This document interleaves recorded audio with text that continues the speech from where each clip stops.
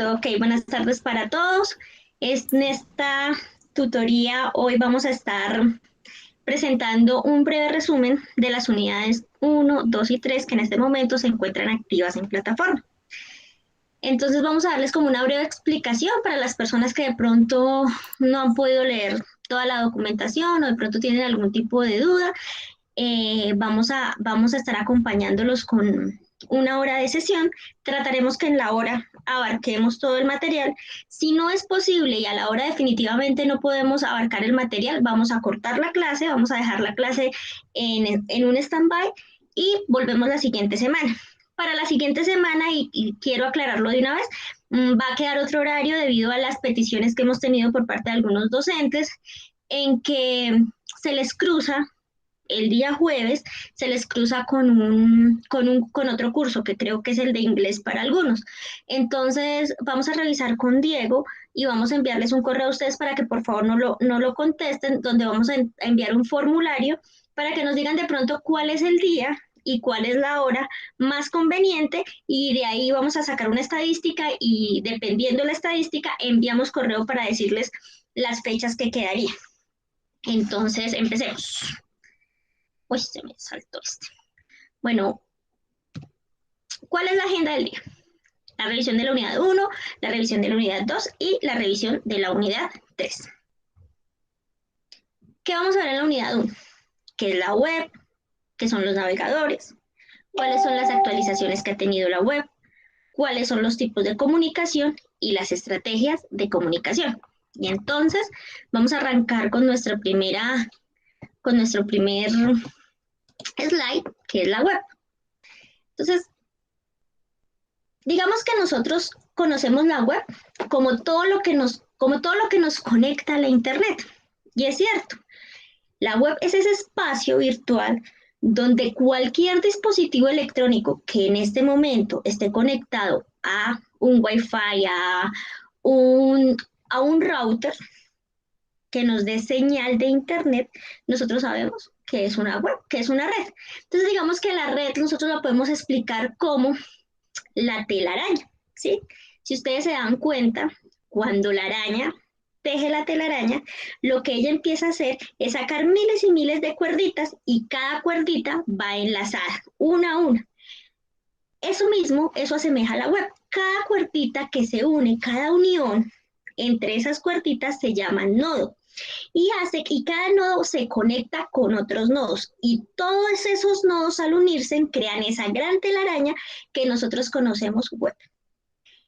Cada uno de esos nodos puede ser un equipo o un dispositivo que nosotros conectemos.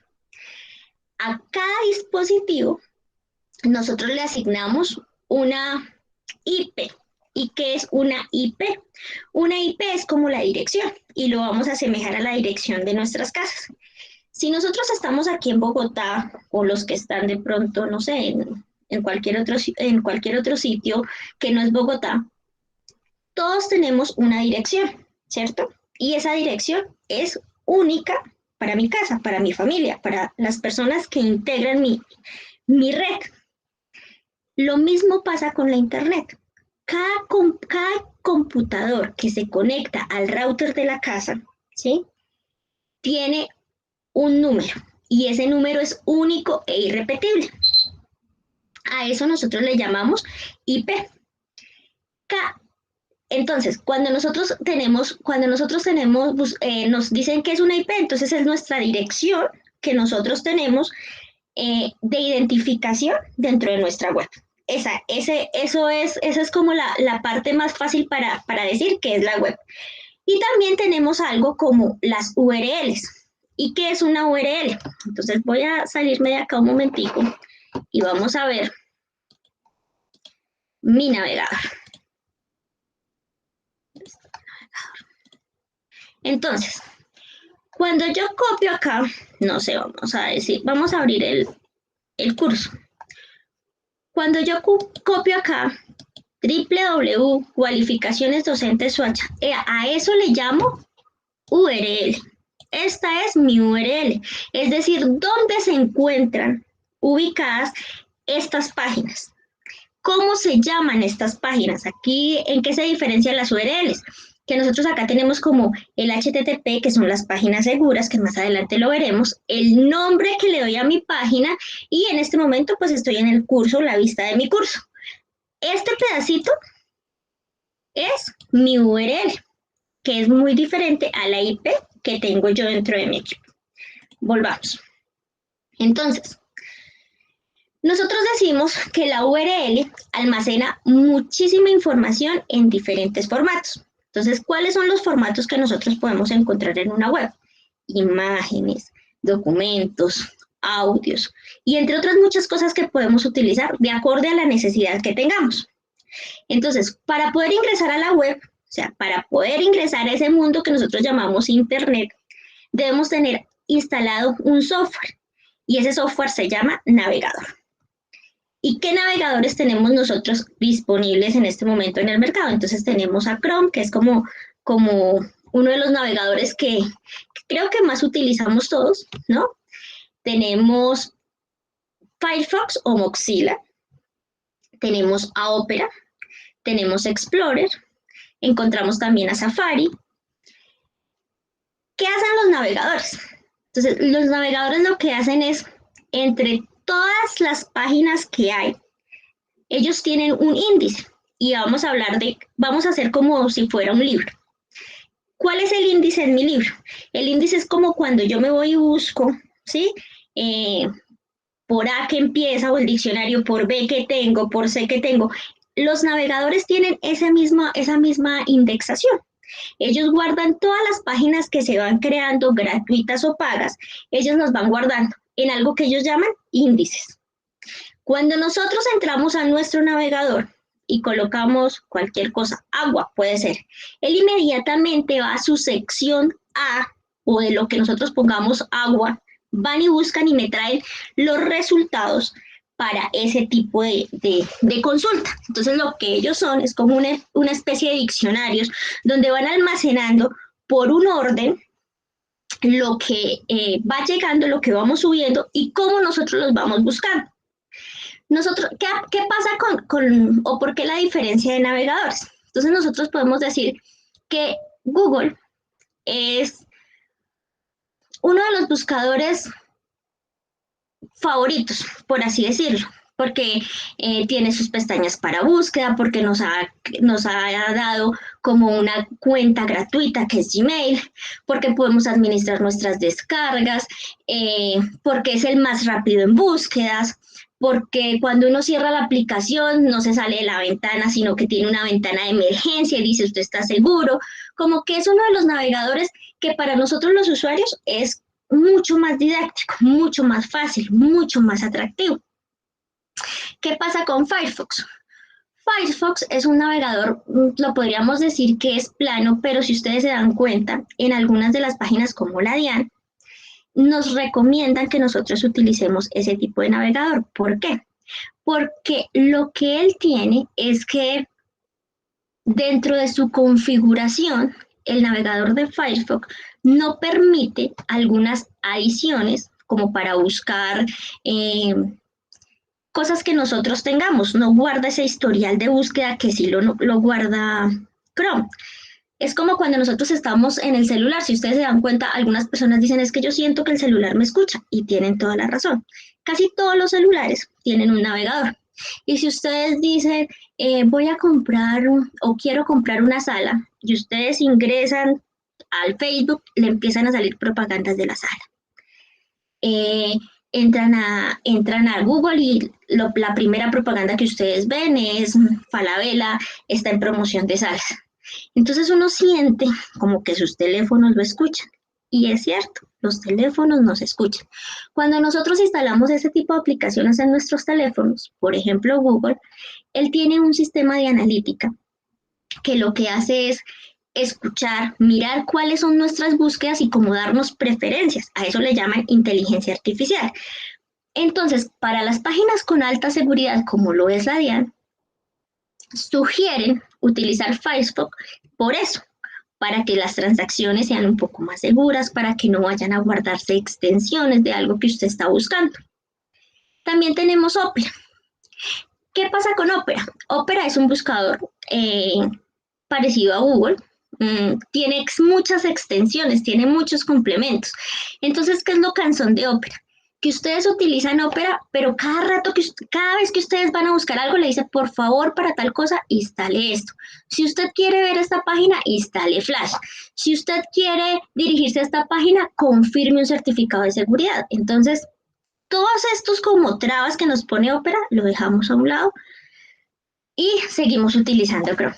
Y luego viene Explorer. Explorer, digamos que es el hijo de Microsoft. Cuando nosotros en cualquier sistema operativo que tengamos en nuestro equipo, vamos a ver que el navegador que siempre va a estar es Explorer. Todos los sistemas operativos vienen con ese navegador. ¿Por qué? Porque es el navegador más tradicional. Es el navegador que utiliza la línea Office, Microsoft, para que las personas que quieren ingresar a Internet lo hagan a través de él. Lo que pasa es que él también es un poco más lento y pues realmente nosotros los humanos nos desesperamos por todo. Entonces siempre elegimos algo más rápido y algo más rápido no es Explorer, o sea, él no nos ayuda en la velocidad, ¿sí? Entonces seguido de esto podemos entender que el buscador más rápido es Google, ¿cierto? Es Chrome, perdón, el buscador más rápido es Chrome. Y que casi toda la mayoría de nosotros lo utilizamos, es el navegador preferido de creo que casi todos nosotros, pero hay que tener en cuenta que por cuestiones de seguridad, Chrome no es tan óptimo para ingresar a páginas seguras. ¿Listo? ¿Hasta ahí todos vamos bien?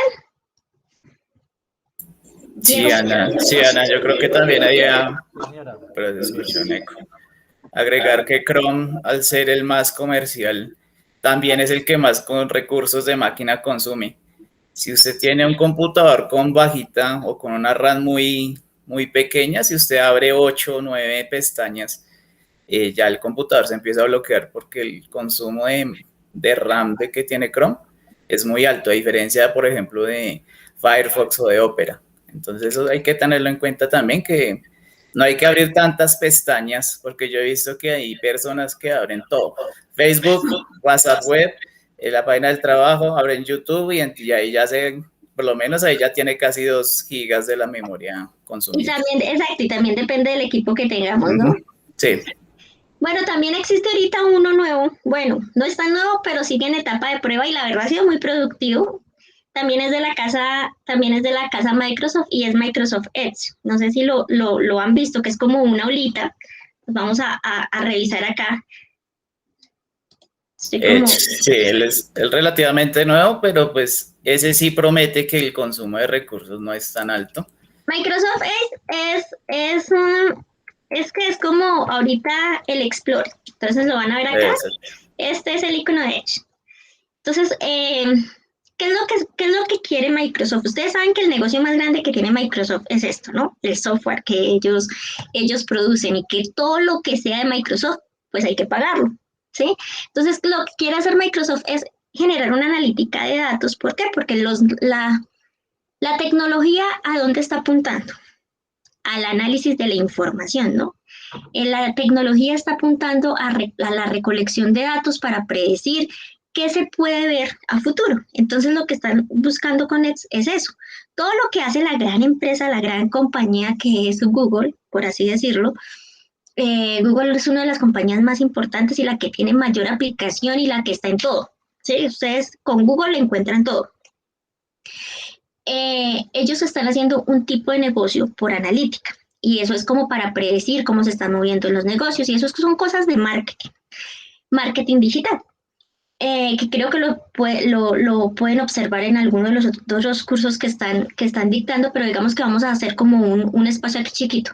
Ese marketing digital lo que dice es, mira, el consumo más adelante, según lo que hemos revisado, según las búsquedas que se ha tenido en este tipo de población, es que estos productos se van a consumir más adelante o que esto se está consumiendo más. Entonces, claro, como el negocio se le está yendo poco a poco a Microsoft, ellos iniciaron con Edge. ¿Para qué?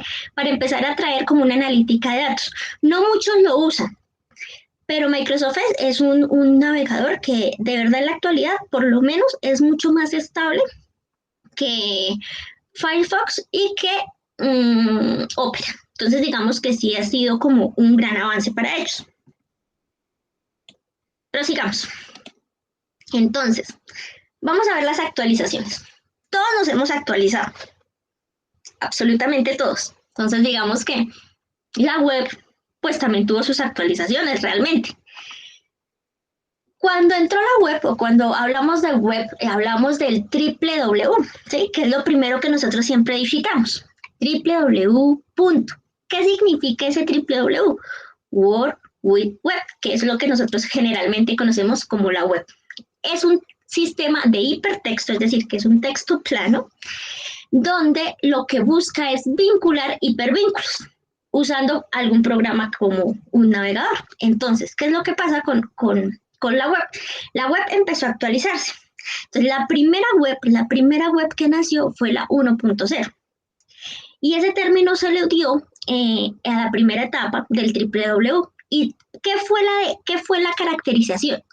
Los sitios web eran estáticos, eran simples, y aunque estaban experimentando una gran transformación, la mayoría de los sitios, que eso se dio más o menos en 1990, se empezaron a crear con páginas estáticas, es decir, no había nada de movimiento, no eran nada bonitas, eran páginas en HTML.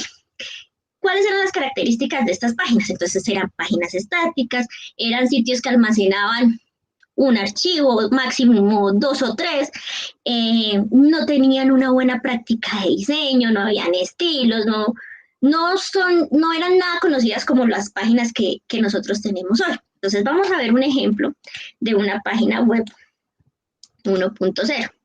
Entonces, esta es una página web de nuestro 1.0. Estamos hablando de los años 1990. Si ustedes se dan cuenta, me dirán que la web ha cambiado, se ha actualizado bastante. Entonces, fíjense que esto era como lo que nosotros podíamos encontrar. Solamente habían hipervínculos que nos llevaban a sitios, no más, eran totalmente planas, blancas, no tenían muchos colores, porque realmente no había maquetación de colores. Muy pocas páginas hacían envíos de formularios por correo, tenían etiquetas de HTML, que estas son las etiquetas, y eran poco llamativas para los usuarios, por así decirlo. Pero también llegó la web social, se le podría decir que es la web 2.0. Y entonces resulta que cuando nosotros cambiamos de web.1 a web.2, nos referimos como a ese modelo web de páginas que facilitan la transmisión de información, la interoperabilidad, es decir, que tienen la capacidad de uno o más sistemas para intercambiar información y la colaboración entre usuarios. Y aquí empiezan a salir como las redes sociales, un tipo de chat, porque no son las redes sociales que nosotros conocemos ahorita como Facebook, Twitter, Instagram, no, eran chats. Solamente podíamos conversar. Existían algunos, estaban empezando los wikis, también estaban dándose comienzo los blogs, habían sitios de almacenamiento, de venta online, pero como para las grandes empresas, y ya, mapas conceptuales mensuales para conceptar. Entonces, para ver la web.2, pues, ¿qué mejor ejemplo que Wikipedia? Wikipedia es la wiki más grande que nosotros tenemos en el mundo de la red y es un sistema o es una versión de web.02. Entonces, acá nosotros lo que tenemos es que efectivamente este es el concepto de la web.2, es decir, que ya podemos compartir. ¿Cómo compartimos? En la parte de abajo nosotros podemos editar lo que nosotros vemos, que nosotros creemos que no. Si ustedes se dan cuenta, aquí podemos editar, podemos eliminar todo esto y volverlo a escribir, porque Wikipedia es eso. Es como una comunidad que lo que hace es compartir entre varias personas un tipo de conocimiento donde lo podamos editar. Pero si ustedes se dan cuenta, son un poco más planas, son un poco menos planas, perdón, o sea, ya hay un poco más de imagen, no hay mucho color, Wikipedia no se quedó en eso, no hay mucho color, no es como tan llamativa. Lo único es que podemos trabajar de una manera conjunta, ¿no? Esto es lo que fue la web social. Entonces la web 2.0. Y tenemos la web 3. Esta web 3 es como una versión, digamos que es una web semántica, ¿sí? Entonces me hace búsquedas más inteligentes, evolucionan las redes sociales, entonces ya no solamente tengo un chat, sino que yo ya puedo enviar algún tipo de archivo, una fotografía, aumenta en las formas de conectarme con la gente, existe más rapidez, puedo conectar dispositivos, es decir, que a partir de la web 3.0 ya puedo empezar a conectar más dispositivos, empiezan a salir los contenidos libres, ahí es donde empieza toda la generación de Linux, todo lo que es software gratuito, y empiezan los espacios tridimensionales. Un ejemplo claro de espacio tridimensional es Google Earth, que es donde nosotros podemos revisar direcciones y ver como el mapa de geocalización. En la web 3.0 es como que empezó. Entonces nosotros acá tenemos como un ejemplo en la web 3.0. Entonces, miren, nosotros llamamos la web 3.0, es como la internet más segura, es decir, que empezamos a conectar dispositivos, ya no solamente está, algunos se acordarán, yo lo viví cuando teníamos el internet por el cable del teléfono, que si teníamos el internet conectado a nuestro computador, pues no teníamos teléfono, ¿no? Y era lento, lento, lento. Bueno, entonces la web 3.0 ya empezó a decirme, mira, este va a ser tu aparatico y puedes tener tu teléfono y puedes conectarte a internet, ¿cierto? También me empezó a presentar beneficios, me empezó a decir, mira, vamos a presentarte una red segura para que no te roben los datos, para que en las páginas que tú ingreses, pues toda la información que tenga un tipo de seguridad, vamos a ser interoperables, es decir, tú puedes enviar y yo empiezo a recibir, y entonces empezaron los correos electrónicos, y digamos que uno de los principales correos que empezó a salir y que empezó a mencionarse mucho fue el correo de Yahoo. Y además porque Yahoo fue el primero también en aplicar la técnica de microrobots, por así decirlo, para empezar a revisar qué era lo que la gente buscaba en la red. Ellos empezaron a generarnos seguridad y empezaron a darnos como aplicaciones descentralizadas, es decir, que yo ya podía tener mi aplicación de correo, pero también tenía mi aplicación de una red social, pero también tenía mi otra aplicación para, no sé, para mi blog, ¿sí? Entonces, digamos que la web 3 me empieza a dar como una serie de vuelta a lo que yo conozco entre la web 1 y la web 2. Y sigue la web 4. Y un ejemplo de la web 4 es este, que creo que todos los conocemos, y es Netflix, ¿cierto? ¿Qué pasa con la web acá? La web empieza a volverse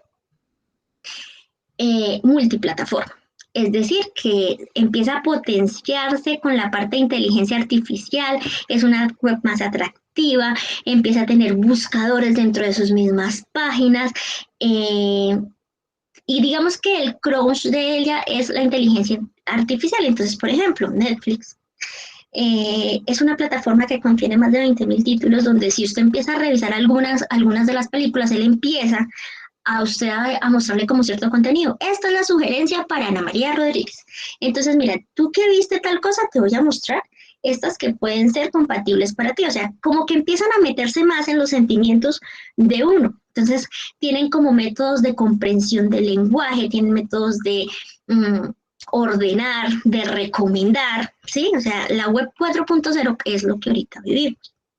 Es la web que nos recomienda, nos muestra, es una tecnología vestible, por así decirlo, es decir, que nos monitorea, ya tenemos cualquier cosa en casa que, por ejemplo, la aspiradora, que si yo le digo préndase a tal hora, se prende, y cuando yo llego a la casa la encuentro limpia, porque la red que en este momento nosotros tenemos y que es la que estamos manejando, me permite todo este tipo de cosas. Entonces, des en cuenta cómo nosotros empezamos a evolucionar y cómo nosotros empezamos a ver cómo iniciamos, cómo llegamos. El cambio ha sido abrupto. Las actualizaciones han sido grandísimas. Y esto tal vez en unos años va a ser, no sé, les puedo decir que lo obsoleto, y vamos a encontrar muchísimas otras cosas. que tal vez ya nosotros podamos simplemente con unas gafas entonces manejar la pantalla, bueno, qué sé yo. Cosas que veíamos en las películas y que ahorita se están haciendo realidad, por así decirlo. Hasta aquí nosotros podemos ver la historia de la web. Y ahora vamos con las estrategias de comunicación. Entonces, nosotros estamos batallando frente a dos realidades. La virtualidad, por así decirlo, y la presencial, o la real. Entonces, cuando llega la virtualidad y llega para quedarse, muchos no estábamos familiarizados con esto. Nosotros utilizábamos nuestro computador o nuestra web para hacer un trabajo, para entregar, o porque iba a revisar y a chismosear el Facebook, o porque me enviaron un correo que de vez en cuando lo recibía. Pero hace ya más de un año, esto se nos convirtió en el mundo vivir de todos. O sea, lo que no haya por internet, lo que no podíamos hacer por internet, quedábamos nosotros maniatados. Y entonces estábamos batallando frente a cómo me veo yo, cómo me expreso yo a través de una cámara, pero también cómo me expreso yo con los de mi casa, con mi nicho, con mi familia, cómo soy yo, cómo tengo yo que mediar entre estoy pidiendo que por favor los estudiantes me miren y me pongan atención, pero también tengo a mi niño que me está necesitando, pero tengo a mi esposo, pero tengo a mi abuelo, pero tengo... Y estamos batallando frente a dos cosas totalmente opuestas, pero que son parte de nuestro diario vivir. Y para eso necesitamos aprender estrategias de comunicación, porque no es lo mismo estar hablándoles yo a ustedes ahorita, que ahorita salir y hablar con mi hijo que tiene 5 años, que ahorita de pronto ingresar a una reunión que va a ser de estudiantes de 10 a 15 años. No podemos utilizar el mismo lenguaje porque muy probablemente, uno, no me van a captar la atención, no los voy a entretener, no los voy, o sea, como que no me voy a familiarizar con ellos y no voy a entregar el contenido que yo quiero que ellos aprendan. Entonces, ¿qué es lo que nosotros tenemos que hacer? Nosotros como personas responsables debemos cambiar todas las estrategias que tengamos para seguir con nuestro proceso, con nuestra educación, con nuestra familia. Bueno, y entonces, ¿qué podemos ver? Revisamos que empezamos a notar un tipo de comunicación, una sincrónica y otra asincrónica. Entonces, ¿cuál es la sincrónica? La sincrónica es esta, la que yo les estoy contando, les estoy hablando, estamos dando ejemplos, en la que yo me conecto con Diego a hablar, a calificar, en la que yo me conecto con cada uno de ustedes o los llamo y les digo, oigan, ustedes por qué no han hecho los trabajos, qué les pasa, por qué no han entrado a la plataforma. Y la sincrónica es cuando ustedes pueden ver este video que se va a poner en la plataforma el día y las veces que quieran. No van a poder tener interacción conmigo, no me van a poner, oiga, profe, es que eso no me quedó claro. O espérate, Ana María, tengo una pregunta que es que no entendí tal cosa. No, ese es el tipo de comunicación asincrónica donde ya no vamos a tener nosotros la posibilidad de hablarnos, de preguntarnos, de por lo menos mirarnos las caras y saber, ay, venga, ya sé quién es. Tiene unos ojos bonitos. Ese es el tipo de comunicación que nosotros empezamos como a abarcar y como a medir cómo me comunico yo con mis estudiantes. Y también nos encontramos con una brecha digital para Colombia grandísima, porque yo con todas las expectativas de que mis estudiantes se conectaran, pero mis estudiantes no tienen dónde, mis estudiantes no tienen internet, mis estudiantes no se pudieron conseguir un celular con datos. Entonces, ¿qué me toca hacer a mí como docente? No, como sea, vaya, imprímale, usted dónde vive, voy y se la llevo, o espere y le envío un correo pago, ¿sí? Y entonces son como esas estrategias que nosotros también nos ponen a pensar y nosotros como docentes, creo que nos afectó mucho más todo este tipo de relación cuando trabajamos con niños, con adolescentes, con estudiantes que de una u otra forma muchas veces llegaban a la escuela como a salir de su casa, de ese lugar donde de pronto la presión, donde de pronto la situación económica no era la mejor. Y que es con la llegada de la pandemia y con esto, con la actualización en en la información y en el uso de la red que nos damos cuenta de las brechas tan grandes que estamos pasando digitalmente y que nuestra comunicación efectivamente no ha sido tan efectiva. Es aquí donde nos damos cuenta que algunos estudiantes que nosotros veíamos que llegaban y que eran, mejor dicho, son los que más problemas tienen. Entonces, debido a las dificultades que a muchos se nos presentaron y se nos pudieron de algún modo presentar, estar al mismo tiempo con otra persona, pues se decidió realizar o se decidió utilizar estas estrategias de comunicación. Y para tener claro las estrategias de comunicación, nosotros debemos tener, en primer lugar, tener claro cuál es el objetivo para comunicarme. ¿A qué vengo yo a hablarles? ¿Qué quiero yo que ustedes se lleven esta noche, esta tarde? ¿Qué quiero yo sembrar en ustedes? ¿Qué quiero transmitir? Y cuando yo hablo de transmitir, también empiezo de no solamente la información que yo les voy a presentar, porque en últimas yo me puedo parar aquí en un tablero y tal vez me puedan también entender, ¿sí? Empieza desde cómo me veo, cómo me ven mis estudiantes. ¿Qué les voy a transmitir yo? Seguridad, inseguridad, confianza, pereza, sueño. Pero también tengo que saber con qué tipo de población me enfrento yo. ¿A quién va dirigido el tema? ¿Qué vocabulario voy a usar? Porque yo no puedo utilizar un vocabulario altamente elaborado para un niño de 5 años. Tampoco puedo utilizar un vocabulario altamente infantil para un niño de 18, ¿cierto? También tengo que ver qué mensaje quiero, qué quiero y cómo quiero contar las cosas.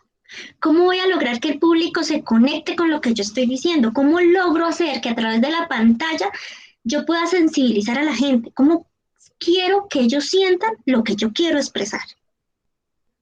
¿Cómo quiero que sepan que mis estudiantes me preocupan? Me duele que estén así. ¿Cómo quiero que sepan que me duele no poder salir a tomarme un jugo con ellos en el descanso?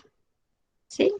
Es eso, es cómo quiero yo que interpreten mi mensaje. También debo decir cómo me voy a comunicar, o sea, con qué me voy a comunicar, por cuál medio me voy a conectar. Si les voy a decir, bueno, nos vamos a conectar por Meet, nos vamos a conectar por Zoom, nos vamos a conectar, voy a hacer una videollamada o frescos que yo los llamo uno a uno y les voy explicando. ¿Qué otra cosa es muy importante? Es planificar. ¿Cuándo vamos a vernos? ¿Con cuánto tiempo vamos a contar? Porque eso es algo que es importante para todos, el tiempo. Y en este momento el tiempo de nosotros es oro. ¿Por qué? Porque no solamente tenemos que estudiar, no solamente tenemos que darle clase a nuestros estudiantes, sino que también al tiempo tenemos nuestra familia, sino que también al tiempo tenemos, no sé, otros quehaceres o otro tipo de trabajo, lo que sea, o nuestro negocio, nuestro emprendimiento.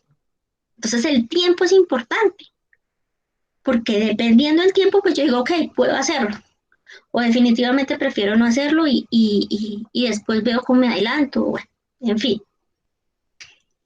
Y otra cosa importante cuando yo me voy a comunicar es cómo voy a medir, cómo voy a evaluar que efectivamente lo que yo quise que ustedes, que yo me hiciera entender, ustedes definitivamente lo entendieron.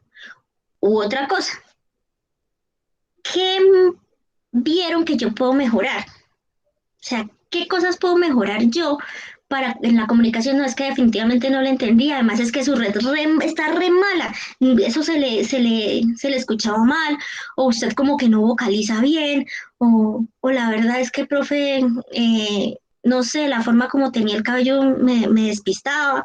Bueno, son cosas que nosotros tenemos que medir y hace parte de las estrategias de comunicación que nosotros debemos tener en cuenta, porque es que la comunicación no es solo cómo yo hablo, sino cómo mi cuerpo se expresa completamente. ¿Cómo hago yo que efectivamente las personas sientan lo que yo necesito que sientan? ¿Cómo hago yo que las personas se conecten conmigo, así sea 2 minutos, pero que me entiendan el mensaje? Y esas son las estrategias que nosotros debemos tener en cuenta para llamar la atención de nuestros estudiantes. Porque digamos que podemos decir, que tanto comunicación sincrónica como asincrónica hay muchas. Sincrónicas podemos decir que es una llamada telefónica, que es un chat, que es una videollamada por Facebook o una reunión por Teams, por Meet, y asincrónicas tenemos los correos electrónicos o los correos de voz, tenemos los foros, los wikis, los blogs, los podcasts, pero ¿cómo quiero yo que efectivamente mis estudiantes sientan lo que yo les quiero transmitir? Y esa es esa estrategia de comunicación que yo como docente debo tener. ¿Listos? ¿Claro hasta ahí? La unidad 1. Sí, señora. Sí, Ana María, está claro. También hay que pensar que yo creo que nos hemos dado cuenta, porque yo también soy docente de aula igual que ustedes, y el tema de motivación es algo que nos sigue poniendo como en jaque a todos los docentes, porque si en las aulas era difícil lograr que se motivaran cuando no tenía al estudiante ahí de frente, ahorita cuando el estudiante tiene la posibilidad o tuvo la posibilidad, los que tienen todavía estudiantes en virtualidad, de que, bueno, entro a mi clase, pero voy a abrir otra pestaña con el Facebook, puedo prender el televisor, puedo prender el equipo de volumen, me pongo a hacer cualquier otra cosa, incluso puedo entrar a la clase, ponerla duro y voy haciendo el desayuno, haciendo el almuerzo. Entonces siempre ha sido como complicado con ellos el tema de la motivación en las clases. Pensamos que de pronto la tecnología los iba como a tratar de mantener ahí enfocados, pero hay que saber también cómo comunicarnos lo que tú decías para no aburrirlos y que de pronto le dé por hacer clic en otra pestaña y se nos desvían de las clases. Exactamente, la atención que tenemos de ellos es muy pequeña, realmente. Entonces hay que aprovecharla y pues nosotros también tratar de que nuestra comunicación sea clara para que los temas de ellos, aunque sea poquita la concentración que tengamos, pues pueda quedar algo, alguna semillita, algo va a quedar ahí. Y siguiendo con el ritmo del curso, vamos a ver cómo planear material. Entonces, digamos que nosotros cuando hablamos de planeación, y yo creo que todos nos hemos enfrentado a... Pueden decir que es fácil la elaboración de cualquier documento, pero en muchas ocasiones, ¿cuántos no nos hemos sentado y no nos sale una palabra? Y conocemos el tema y lo tenemos, pero no sabemos expresarlo, no sabemos cómo colocarlo, o empezamos a escribir y borramos y nos levantamos porque es que elaborar contenido o planear material es una de las cosas un poco más difíciles, ¿no? Y entonces empezamos a pensar cuál es la estrategia que me optimice el tiempo para tener una buena planificación. Pero pues, ¿qué es planificar? Empecemos por ahí.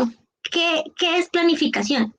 Y entonces cuando hablamos de planificación es responder a ciertas preguntas. ¿Para quién? ¿Por qué? ¿Cómo? Y aunque son sencillas, a veces nos cuesta. Y entonces para mí no sé, es como un ejemplo, y vuelvo a tomar aquí el tema de marketing, y es cómo nosotros hacemos que todo lo que nosotros creemos, algo se recuerde, algo se sienta, algo se saboree.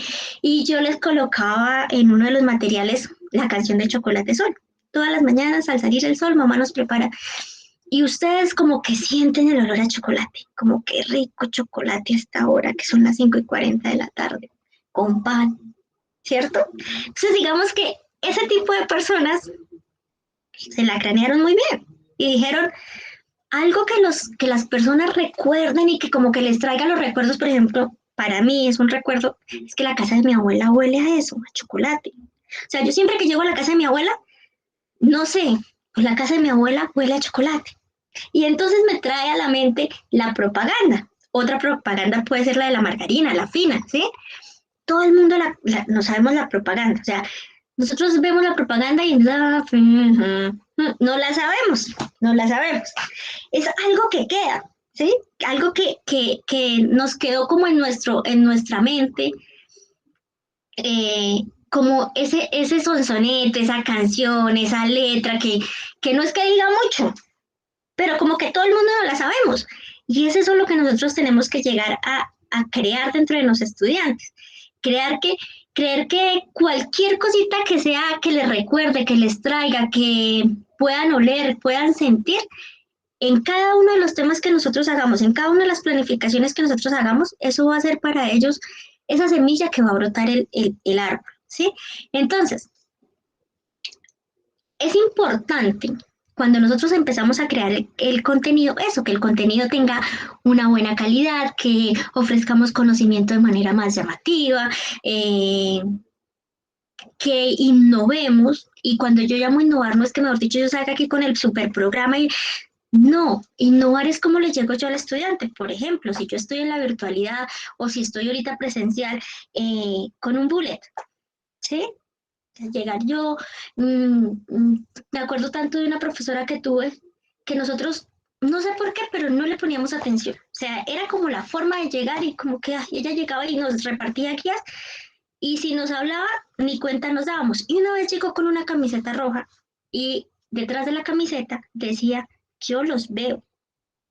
Y entonces como que todos quedamos, o sea, ella nos está tratando de llamar la atención, porque claro, nadie, absolutamente nadie le ponía atención y empezó como a ser llamativa para que todos dijéramos, no, bueno, espere porque esta señora como que sí definitivamente se está dando cuenta que nosotros nos la pasamos por la galleta. Entonces es tratar de que nuestros estudiantes también sientan eso, o sea, ellos están tratando de llamar la atención de nosotros como estudiantes. Entonces, pongamos la atención porque algo bueno debe tener. Entonces, digamos que cuando nosotros empezamos con la creación de contenido, empezamos a decir, bueno, ¿qué vamos a hacer? Entonces, ¿qué vamos a mirar? ¿Cómo lo hacemos? Y existen 5 pasos, 5 o 6 pasos. Entonces, existen 5 pasos para crear contenidos. Entonces, el primer paso, identifiquen el público al quien va dirigido. No es lo mismo, repito, no es lo mismo un bebé, una persona mayor. No es lo mismo un grupo de médicos y un grupo de ingenieros, ¿cierto? No es lo mismo. Entonces, hay que identificar para quién va. O sea, quiénes son las personas a las que yo quiero llegar, qué los caracteriza, cómo los puedo impactar, ¿sí? Otro punto es establecer la idea principal, que es transmitir. ¿Qué quiero yo que vean? O sea, yo qué quiero que vean ellos, o sea, lo principal del tema, ¿qué es lo que yo quiero que vean? Y en el principal del tema no me puedo expandir 4 o 5 párrafos. El principal del tema es como el título. Yo quiero que se vean las partes de la cabeza y sus partes. No tiene que ser nada más. Yo tengo que establecer qué quiero ellos que sepan. Yo necesito que se aprendan las partes de la mano. Ok, entonces vamos a las partes de la mano. Se acabó, no tiene que ser tan complicado. Ahora vamos a identificar los tiempos que tenemos para desarrollar el material. A veces no tenemos tiempos. O sea, a veces es tanta la carga que mañana tengo con sexto, séptimo, octavo, no, mañana tengo diplomado, mañana tengo. Entonces lo que yo tengo que saber es qué tiempo tengo para este tipo de materias y decir, bueno, entonces yo lo que voy a hacer es un video, porque tengo todo el tiempo del mundo y tengo toda la didáctica o voy a hacer un taller, o voy a hacer un cuestionario, lo que sea, pero tengo que revisar el tiempo que tengo para el desarrollo del material. Y nosotros más que nadie sabemos, si somos sinceros, cuánto tiempo tenemos nosotros. Y hay que tener en cuenta una cosa, nosotros somos humanos y nosotros necesitamos descansar también. Entonces tampoco la planeación se puede convertir en que sea mi trabajo de sábado y domingo, porque también tengo familia. Y ustedes no pueden dejar tampoco botada a su familia. Entonces, eso también es planeación. ¿En qué tiempo puedo yo hacer la planeación de mis materias? Efectivamente, ¿con cuánto tiempo cuento? No, cuento con 1 hora. Ok, ¿en 1 hora qué puede hacer? ¿Y en 1 hora para cuántos? Hay que ser realistas. O sea, ya aquí no podemos ir a echar mentiras y decir, tengo todo el tiempo del mundo. No. Hay que bajarnos y decir, mire, realmente tengo 60 minutos. Y esos 60 minutos van de las 5 a las 6, no más. Y eso es lo que se debe demorar. Para eso necesitamos saber qué tiempo tenemos. Ahora, ¿con qué software lo vamos a trabajar? Entonces, no, imagínense que es que yo tengo un amigo que me dijo que eso era súper fácil y voy a descargarlo y lo que hice fue que mi equipo ya no funcionara, que no. Nosotros debemos mirar si efectivamente tengo el tiempo para identificar el software o si definitivamente para mí es mucho más fácil utilizar una diapositiva o si de pronto para mí es más fácil crear un video. O sea, yo sabiendo con qué software tengo, si yo tengo si efectivamente no necesito tanta ayuda, si lo puedo hacer solo, o si es que estoy dependiendo de pronto de uno de mis hijos o de otro compañero que me dijo que me iba a ayudar. Sí, hay que identificar con qué lo voy a hacer en el tiempo que dije que lo iba a hacer. Y ahora sí, ya teniendo esos 4 anteriores, vamos a empezar el desarrollo del contenido. O sea, ahí sí ya digo, bueno, esto va, esto acá. Hay algo que también va dentro de los pasos, pero digamos que es sí y no un paso. Son las palabras claves. ¿Qué palabras claves yo voy a utilizar en cada uno de mis contenidos que me diferencia del otro? ¿Cómo voy a empezar a llamar? No todos los contenidos pueden tener los mismos objetivos, el mismo propósito, no. Entonces, debemos empezar a utilizar las palabras claves. ¿Para qué? Para nosotros también contextualizarnos en la idea en la que estamos. ¿Qué queremos trabajar? ¿Cómo lo queremos trabajar? Y digamos que esta parte de la planeación de material es prácticamente la que abarca la unidad 2, que es cómo lo voy a hacer, para quién va, qué requiero, qué tiempo, y es todo lo que nos abarca la unidad 2. Es la elaboración del plan de contenido. Y seguimos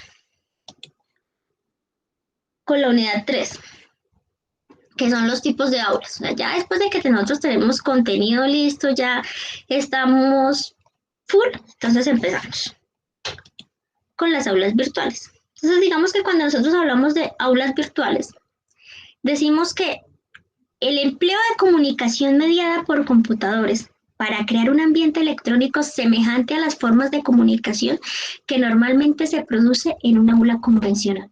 Eso lo define Roxanne Hills y es la definición que se le da al aula virtual.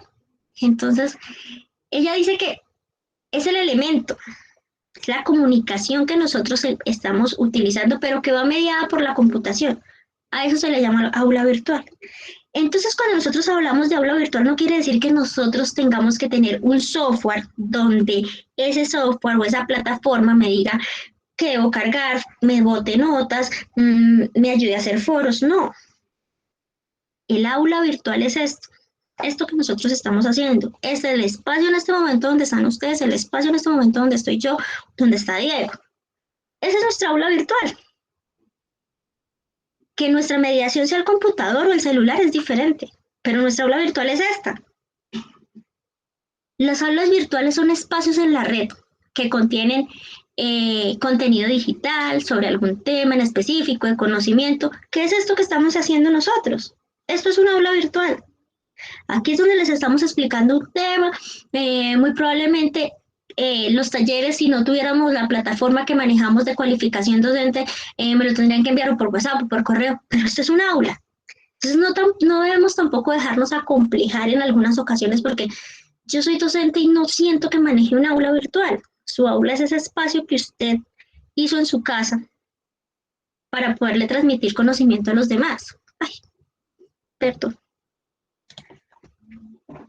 Entonces, cuando nosotros tenemos que ver también que una clase virtual es un método de enseñanza y de aprendizaje que está en nuestro sistema de comunicación mediante un ordenador y ya. Eso también es una clase virtual. Entonces, a través de este entorno, el alumno ¿qué hace?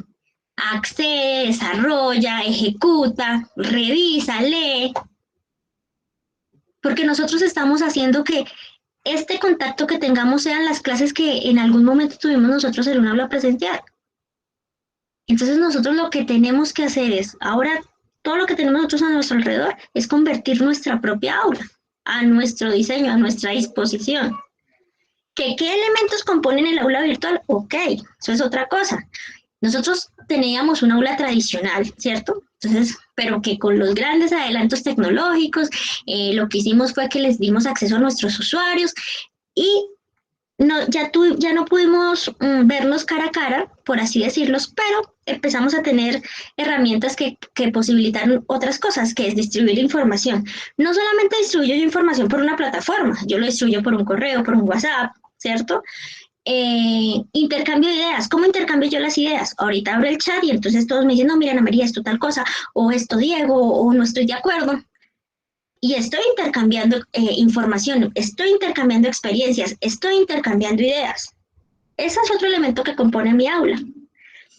Tengo aplicación y experimentación de lo aprendido. ¿Dónde aplico en este momento yo lo aprendido? En los talleres que voy a realizar y que voy a entregar, ¿cierto? Tengo evaluación de los conocimientos. ¿Cómo me evalúan los conocimientos? Con lo que hayas entregado en nuestro caso, dentro de la plataforma. Si no tuviéramos plataforma, por el correo, por el WhatsApp, por cualquier otra cosa.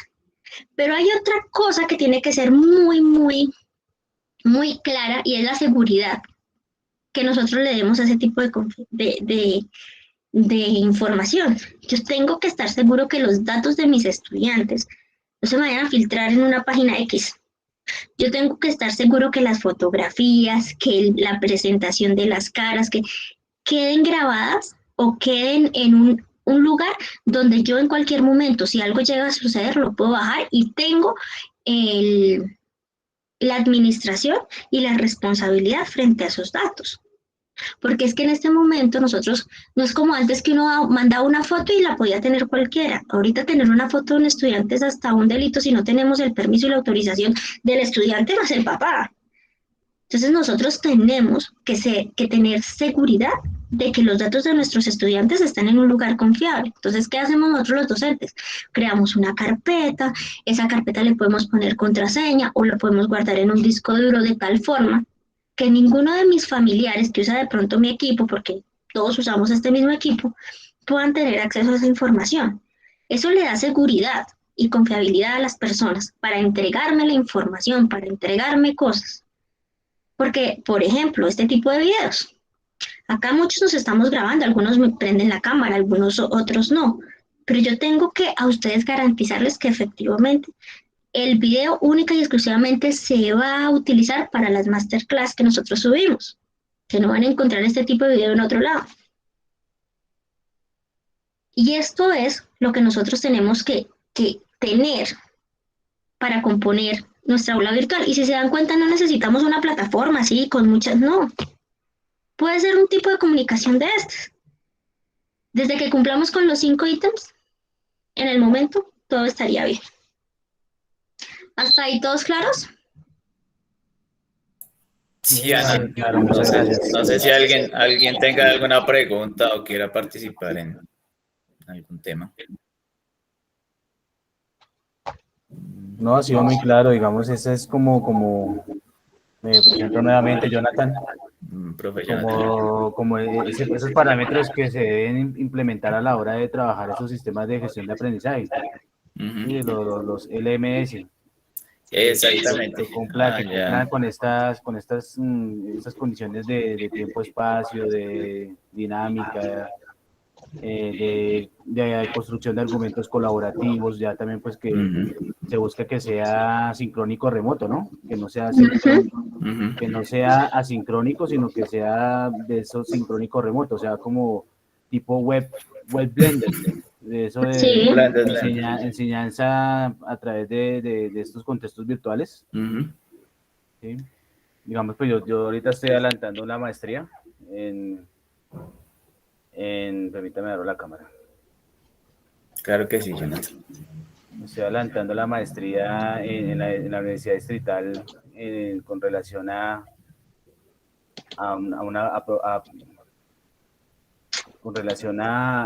contemplar los contextos virtuales de enseñanza como una alternativa que permita enriquecer ese conocimiento profesional del profesor y también enriquecer el conocimiento científico escolar, o sea, utilizar esos contextos virtuales de enseñanza como un puente entre lo que es el conocimiento profesional del profesor dentro de las diferentes dimensiones, entre ellas la digital, y el conocimiento científico escolar, ¿no? Entonces, de allí que esos contextos virtuales requieran tener toda una concepción o se conciban desde un estadio holístico, complejo,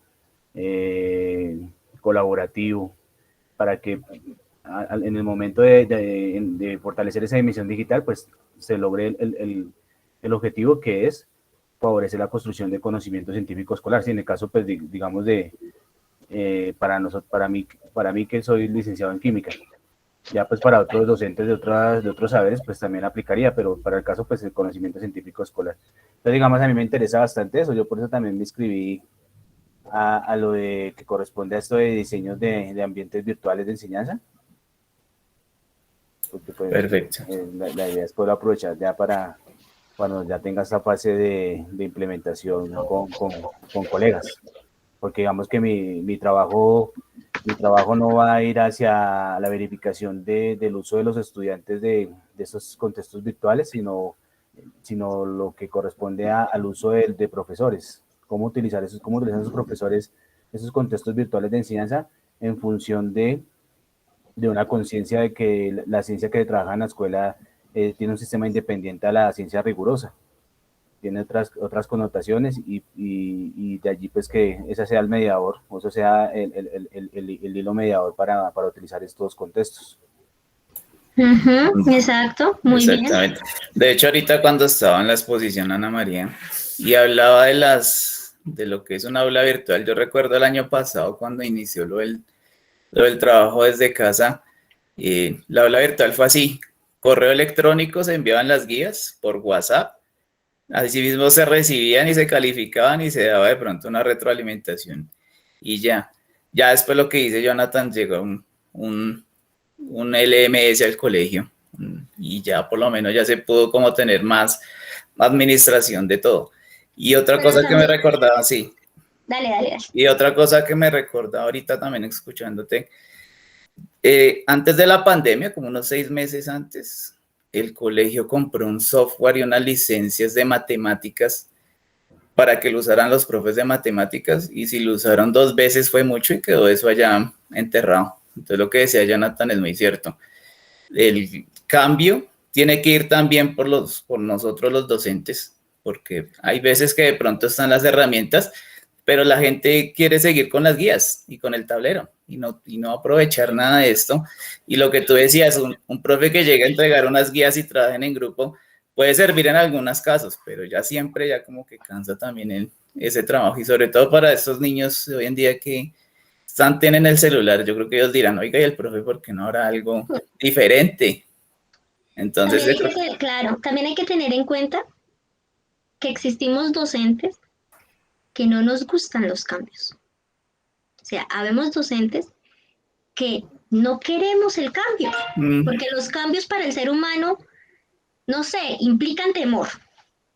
Y para él es un secreto que eso es un temor, o sea, ay no, yo voy a coger un computador y si lo daño, porque yo me acuerdo mucho que al comienzo era, no, yo ni lo prendo porque eso le sale esa flechita y yo lo daño. Y es cierto, exacto. O sea, para muchos docentes fue como la resistencia y para otros la vergüenza de no sentirse capaz de decir, no sé. Y uno tiene que en este momento ser realista, lo sé hacer o no lo sé hacer, si no lo sabe hacer no pasa nada, le enseño. Porque para eso estamos. No todos nacimos aprendidos, no todos tuvimos las mismas posibilidades. Pero necesitamos que todos en este momento seamos lo más sinceros posibles. Claro, y más en esto de la elaboración de contenidos y de material. Y muy seguramente vamos a escoger una herramienta que uno diga, nunca la he utilizado, yo como que mejor no la voy a utilizar. Y yo creo que por lo menos estos cursos que se les está dando la oportunidad a los docentes, y chévere que se inscriban, es para eso, para que usted mismo se mida y diga, oiga, yo voy a usar una wiki para tal trabajo, a ver cómo me va. Exacto, voy a hacer la prueba, o sea, empecemos por ahí. Voy a lanzarme a ver qué, porque ya saben también que uno habla a veces con profes y dicen, ¿cómo les fue en el trabajo virtual? Súper, me compré un tablero y dicté todas las clases. Bueno, perfecto, pero pudo haber hecho muchas cosas más que ojalá que descubran a través de esta de la elaboración de todo ese trabajo para el pedagógico, y donde yo puedo decir, oiga, yo pude haber hecho en vez del tablero, utilizar de pronto, no sé, un juego, o en vez de tal cosa, de tal evaluación que yo les envié para que la imprimieran y la llenaran y me la enviaran una foto, yo puedo haber utilizado de pronto un formulario de Google. Ahí va ese cambio que uno dice, y uno a veces dice, no, pero no sabe todo. Y puede saber muchas cosas de todas las herramientas digitales y de todas las didácticas que hay en Internet. Pero uno se pone a mirar a los compañeros y como que son pocos los que están utilizando herramientas diferentes. Y me gusta mucho lo que dice Jonathan, que se va a centrar no solamente en el cambio de los estudiantes, porque ellos ya lo traen, el chip de lo digital ya lo traen, que de pronto no lo sepan utilizar muy bien, sí, porque eso también nos dimos cuenta, pensamos que ellos eran los nativos digitales y que se sabían todo lo que es herramientas digitales. Vaya, envía un correo, todo lo escriban en el asunto, hola profe, ¿cómo está? Y uno lo recibe así uno. Estos son nuestros nativos digitales, pero les falta es solamente acompañamiento. Pero a los docentes sí hay que quitarles ese temor definitivamente de que puedan utilizar otras herramientas. Ojalá que en los colegios también como que haya ese apoyo entre colegas, porque tú lo que decías muy bien, cuando uno elabora material pedagógico, se demora. Y es de tiempo, y es de sentarse a planearlo y a planificarlo. Pero si se sientan dos, ya se va a dividir el trabajo, y si se sientan tres, y yo sé que hay colegios donde hay áreas grandes, donde son 4 o 5 maestros, donde podrían colaborarse entre todos y lograr un trabajo muy, muy llamativo para nuestros estudiantes. Exacto, eso es cierto, y perder la pena. Ya en este momento ya qué vergüenza, ya nada que hacerle. Si se supo, perfecto, si no, levantar la mano y decir, qué pena, no sé, sí. Eso no pasa nada. Bueno, muchachos, como les habíamos dicho al inicio de la clase, nosotros con Diego hablamos, vamos a ser muy respetuosos del horario, agradecemos a ustedes el haber estado en esta sesión. La masterclass la vamos a subir en el espacio de la unidad 3. Diego, ¿me corriges? Creo que es la unidad 3. Sí, llegamos hasta la unidad 3. Ya, exacto. Vamos a subirle en ese espacio. Nosotros en el transcurso de hoy, de mañana, les vamos a estar enviando el formulario para que por favor nos indiquen cuál es la mejor fecha, mejor día entre la siguiente semana que les conviene para terminar esta clase, por así decirlo, esta clase, este encuentro. Para mí me gusta más decirlo como este encuentro, este compartir con ustedes. Y que podamos avanzar sobre la unidad 3 y muy posiblemente para el día domingo se encuentre ya activa la unidad 4. Entonces, muchachos, de verdad agradecerles por estar acá, por dedicarnos este tiempo, por abrirnos un espacio de su tiempo que sabemos que es demasiado ocupado. Y cualquier inquietud, cualquier cosa, pues están ahí los medios de comunicación, nosotros estamos pendientes de ustedes. Gracias, Ana María. Muchas gracias. Por su espacio. A todos agradecerles su participación. La verdad sabemos que, como lo bien lo decías, estos espacios es tiempo de ustedes que le dedican porque no se hacen dentro de la jornada laboral, pero sabemos que ustedes quieren aprender, quieren mejorar en sus clases, quieren mejorar la elaboración de su material con el que trabajan en sus didácticas. Y bueno, para eso estamos, para seguir mejorando, para seguir aprendiendo, para, ahí sí como dicen, para lanzarnos allá al agua a ver si sabemos nadar, y si no, ahí vamos aprendiendo, pero ninguno se va a ahogar. Créame que en estos espacios y en esto de lo digital hay mucho para aprender, hay mucho conocimiento donde también podemos respaldarnos, y bueno, ahí estamos con ese objetivo en este curso. Muchas gracias a todos. Muchas gracias, feliz noche. Chao, que estén bien. Hasta luego. Muchas gracias. Gracias. Bueno, vale, que estén muy bien. Feliz noche.